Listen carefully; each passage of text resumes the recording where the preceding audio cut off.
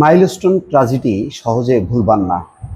এটা বহুকাল মানুষকে কাঁদাবে, মানুষকে আতঙ্কিত করবে, ঘুমের মধ্যে স্বপ্ন দেখে আটকে উঠবে। এমনই একটি ঘটনা মাইলস্টোন ট্র্যাজেডি।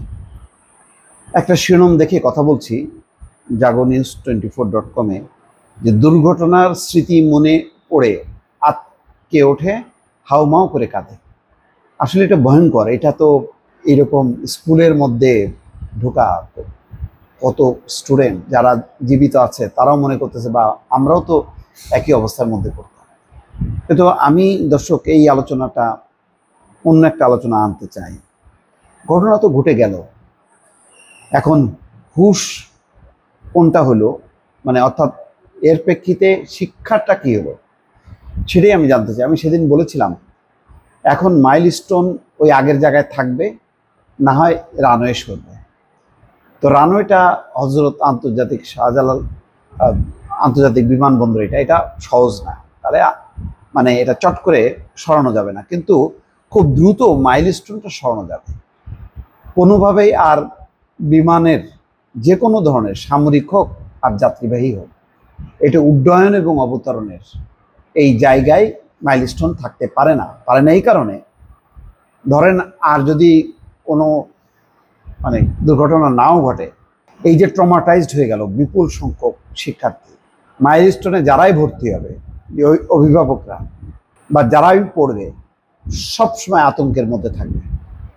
ক্লাস করতে যে তাদের মনে ওই ক্লাসের দিকে মনোযোগ থাকবে না, পরীক্ষা দিতে যে তাদের মনে ভয় ঢুকবে, অভিভাবকরা স্কুলে পাঠাতে ভয় পাবে, এমনকি ওই স্কুলে অভিভাবকরা ভবিষ্যতে ভর্তি করবে কিনা আমার সন্দেহ আছে। সুতরাং খুব দ্রুত পরিকল্পনা করতে হবে যে কত দ্রুত সময়ের মধ্যে মাইলস্টোন স্কুলটাকে অন্যত্র হস্তান্তর করতে হবে। দেখেন, এটা বাস্তবতা। যদি বিমান বাহিনীর প্রশিক্ষণ যে বিমানগুলো যদি সরাতে বলেন, তারাও কিন্তু চট করে সরাতে পারবে না, কারণ বাংলাদেশে কয়েকটা জায়গায় মাত্র, যশোর, চট্টগ্রাম এবং ঢাকায়, তিনটা জায়গায় হচ্ছে এই প্রশিক্ষণ চলে। বিমান বাহিনীর বিমান ঘাঁটি আছে। তো আমাদের বিমান ঘাঁটির এই তিনটাই কিন্তু বিপজ্জনক। সবগুলোর চারিপাশ থেকে এমন পরিমাণ অবকাঠামো ঘটছে যেটা সবার জন্য বিপজ্জনক, এই তিনটা জায়গায়, যশোর সহ। সুতরাং এমন একটা জায়গা সিলেক্ট করতে হবে যেখানে তুলনামূলক অনেক কম অবকাঠামো, এবং তাহলে হবে কি, ওই জায়গাগুলোকে আরও ক্লিয়ার করা যাবে। যেই ধরনের স্থাপনাগুলো আছে কম সংখ্যক, সেগুলিকে সরানো যাবে, কিন্তু বেশি সংখ্যক স্থাপনাটা সরানো যাবে না। তাহলে সেটা কোনগুলো? আমি তিনটার কথা বারবার বলছি। একটা হচ্ছে ঠাকুরগাঁও, লালমনিরহাট আর সৈয়দপুর, তিনটাই উত্তরাঞ্চলে। এই তিনটার মধ্যে বেছে নিতে হবে যে কোনো একটাকে। সেইভাবে বিমান বাহিনী তার প্রশিক্ষণ কেন্দ্র সেখানে স্থাপন করতে পারে।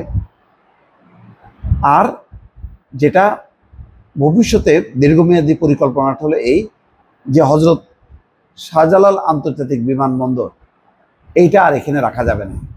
এটা আস্তে আস্তে ঢাকার মধ্যে ঢুকে যাচ্ছে, চারিদিকে এত পরিমাণ অবকাঠামো, এইটা ঢাকার মধ্যে ঢুকে পড়েছে। এখন এত অবকাঠামো ভাঙা যাবে না, এটা হলো বাস্তবতা। তাহলে এই বিমানবন্দরটাও সরাতে হবে। এর মধ্যে আবার থার্ড টার্মিনাল করলো, মানে শত শত কোটি টাকা ব্যয় করে। এটা তো একটা লুটপাটের প্রজেক্ট ছিল। যাই হোক, এটা এখানে করা উচিত হয়নি। আগে যেটা আড়িয়াল খাঁ বিল যেমন স্থাপনের জন্য একটা পরিকল্পনা ছিল, ওই রকম দূরবর্তী কোনো জায়গায় এটা ট্রান্সফার করতে হবে, এবং একটা বিশাল এলাকা একটা নিষেধাজ্ঞা দিতে হবে যে এর মধ্যে কোনো অবকাঠামো নির্মাণ করা যাবে না। এই পরিকল্পনাগুলো আমি কিন্তু এখনো পর্যন্ত দেখছি না। হয়তো চিন্তা ভাবনা করছে, কিন্তু এগুলি ফোকাস করা দরকার, বলা দরকার, নাহলে জাতি কিন্তু আশাহত হবে। এবং ভিকটিম পরিবার, তার সাথে যারা সবাই এই ঘটনায় ভিকটিম, সবাইকে একটা আশ্বস্ত করার জায়গায় নিয়ে যেতে হবে। দর্শক ভালো থাকবেন, আল্লাহ হাফিজ।